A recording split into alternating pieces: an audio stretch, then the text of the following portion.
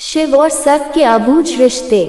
भगवान शंकर जिसके आराध्य हो या फिर अगर कोई साधक भगवान शंकर का ध्यान करता हो तो उनके बारे में कई भाव मन में प्रस्फुटित होते हैं।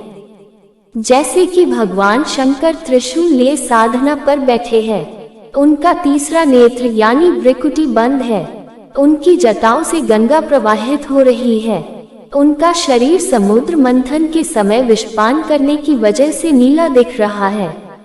भगवान शंकर की जटाओं और शरीर के इर्द गिर्द कई सांप लिपटे हुए हैं। शिव के मस्तक पर एक और चंद्र है तो दूसरी ओर महाविषधर सर्प भी उनके गले का हार है। उनके परिवार में भूत प्रेत, नंदी, सिंह, सर्प, मयूर व मूषक सभी का संभाव देखने को मिलता है। साधन क्रम में विचार सागर में कई विचारों का आगमन होता है। भगवान शंकर के बारे में कई कथा कहानियां पुराणों, धार्मिक ग्रंथों में वर्णित है। उनसे जुड़ी कई कथाएं साधकों को उनसे जोड़े रखती है और साधकों के लिए वह प्रेरणादायी भी है। पौराणिक मान्यताओं में भगवान शंकर और सर्प का जुड़ाव गहरा है, तभी तो वह उनके शरीर से लिपटे रहते हैं। यह बात सिर्फ मान्यताओं तक ही सीमित नहीं है, बल्कि यह इस कलियुग में भी हकीकत में परिलक्षित होती दिखती है। यूं तो भगवान जनता जनार्दन के लिए अपनी कृपा बरसाने में अति दयालु है, लेकिन कहते हैं कि अगर आपको भगवान शंकर के दर्शन ना हो और अगर सर्प के दर्शन हो जाए तो समझिए कि साक्षात भगवान शंकर के ही दर्शन हो गए। हम चल रहे हैं राजस्थान के माउंट आबू में। माउंट आबू राजस्थान का इकलौता हिल स्टेशन है जो अर्धकाशी भी कहलाता है। पौराणिक मान्यताओं और पुराणों के मुताबिक माउंट आबू अर्धकाशी इसलिए कहलाता है क्योंकि यहाँ भगवान शंकर के 108 छोटे बड़े मंदिर हैं। दुनिया की इकलौती जगह जहाँ भगवान शंकर नहीं, उनकी शिवलिंग भी नहीं, बल्कि उनके अंगूठे की पूजा होती है। माउंट आबू में ही अचलगढ़ दुनिया की इकलौती ऐसी जगह है जहां भगवान शिव के अंगूठे की पूजा होती है। भगवान शिव के सभी मंदिरों में तो उनके शिवलिंग की पूजा होती है, लेकिन यहाँ भगवान शिव के अंगूठे की पूजा होती है। यहीं पर एक मंदिर है पांडव गुफा के करीब, जहाँ के बारे में कहा जाता है पांडवों ने अज्ञातवास के दौरान कुछ समय यहाँ बिताया था।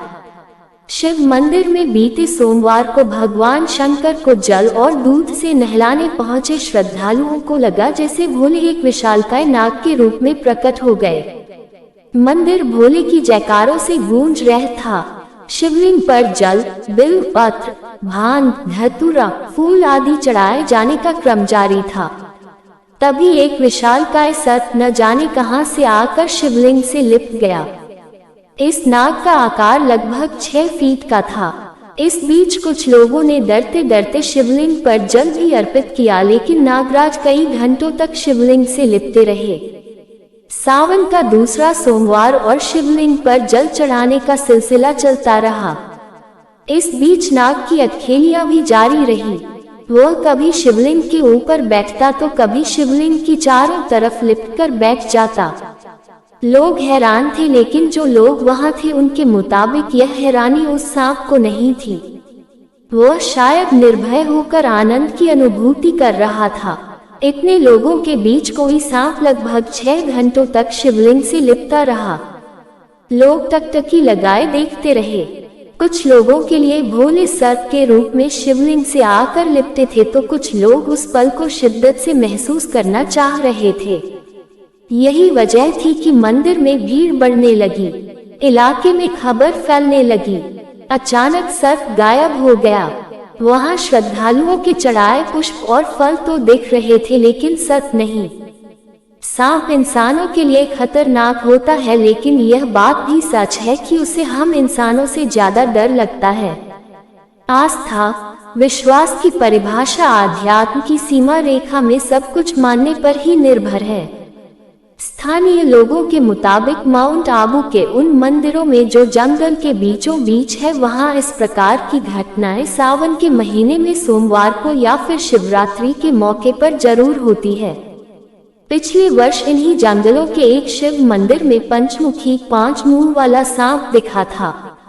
ये घटनाएं ये सिद्ध करती है कि शिवलिंग और सर्प का गहरा नाता है। यह रिश्ता इंसानी समझ से परे है। क्या माने क्या ना माने यह हमारे विवेक पर निर्भर करता है। कुछ लोगों के लिए यह भोले का रूप हो सकता है तो कुछ के लिए कोरा अंधविश्वास।